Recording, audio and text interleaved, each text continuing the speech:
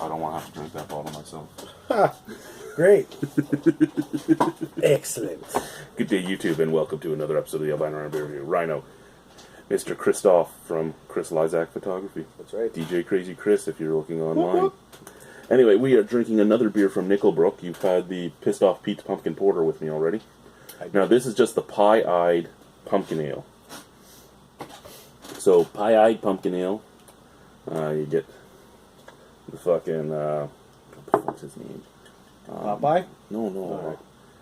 The Ichabod Crane. Yeah, Headless Horseman. Yeah, the Headless Horseman there. See, I could remember the fucking story. I can't remember. 5.7% TV show sucks, alcohol. by the way, but anyway. 5.7% alcohol. Now, I believe this one was brewed, if I remember correctly, at the... Well, perfect open every time, eh?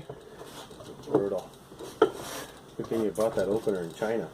Hey, it cost me $1 with free shipping. It only took me 2 months to get it. I think a 9-year-old made that opener. Most likely. In their factories. Sorry, I wasn't racist at all. Do anything! Oh, this one looks a lot lighter. Oh, this one's going to be... I did really all good. right, my initial sharing. reaction on this one is I barely get any smell out of this. I got no cinnamon at all on this. Yeah, there's just like a neutral graininess, just that grainy sweetness, and a tiny touch of almost noble hops almost. I just touched the bottle with my nose. You get that kind of just slight grassiness underneath the neutral green. I'm afraid of this one already. Cheers. Bottoms up or down. Oh, isn't that nice and warm? Really?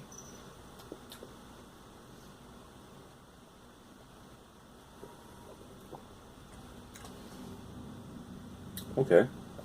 I got nothing. I got nothing on this one again. This is basically, and I don't like saying it because water. The beer was sent to me. I didn't buy it and all that, so I don't want to do it. But this is the most bland beer I've ever had from Brook. There is some flavors in there, very residual flavors. There is like a little touch of vanilla, a little touch of malty sweetness, a little tiny touch of clove, but they're so minute that if you had given it to me without the bottle, I probably wouldn't have picked them up. Hello? Where's your flavor? I mean, on the plus side, it would be approachable by everybody.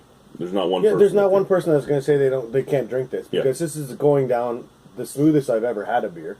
I mean, no flavor, but I mean, I could pound these things back and not even think I'm drinking beer. Yeah. I mean, the only thing I'm going to get is gut rot. But I mean, this is probably the most approachable beer I've had in a long time because there's absolutely nothing to turn somebody off. It has a little bit of that heavier mouthfeel that the pumpkin would give off. A little bit, and pumpkin doesn't have much of a flavor, which is one of the reasons why it's not usually used as a flavoring ingredient. But not much of it, but you get that sort of sweet, almost grimy pumpkin flavor right at the end. And a little bit of an English hoppiness. You're getting a little bit of dirt, a little bit of dirty esters in the background. All in all, though, it's not a bad beer. There's just really nothing to it. I shouldn't say nothing to it. There's really no flavor to it, which is perfectly fine if that's what you want. It's a 5.7% alcohol beer. You could pound like 12 of them back and not even know what you did. I'd be fucked. But you know what? Let's get to the scores because you know what? I'm gonna tell you why I'm gonna tell you why I'm gonna give this a 7. I hate warm beer, period. And this wasn't refrigerated at all, and I can actually drink this comfortably. I mean, there's not a lot of flavor in this beer, but I mean, I can drink it comfortably warm. And I don't like warm beer. And actually, I can pound these down. And that's the only reason I'm giving it a 7 is because I could go to somebody's house and be like, hey, you got any beers? Oh, we got this. Oh, it's not in the fridge. Oh, that's fine. I'll drink it. But it works, but I mean, there's like no flavor. But I'm still going to give it a 7. I mean, I wouldn't, I'd drink it if it was available. but I wouldn't buy it. And you know what? I'm probably right with you, and mostly because of the fact that as I said, it's the most approachable beer I've really ever come across in a long time, where I could have a 2-4 of this sitting in the basement, and I could have friends that drink all different types of beer, and not one of them could say anything bad about it. Well, there's no way I'm going to recommend, if somebody says, recommend me a good pumpkin ale that has some good flavor. They can't. Not on this one. I mean, it's easy to drink.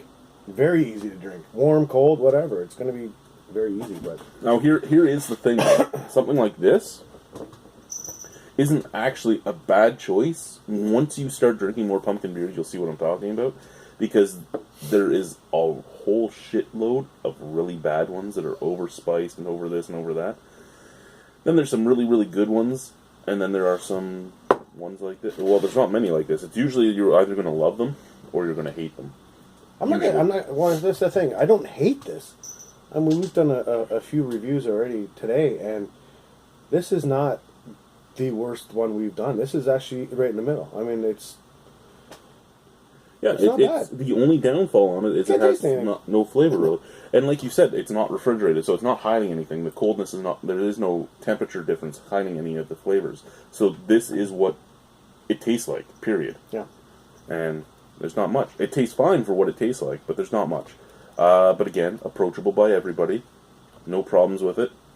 It's sessionable. Thank you, guys. Bye. See ya. Bye.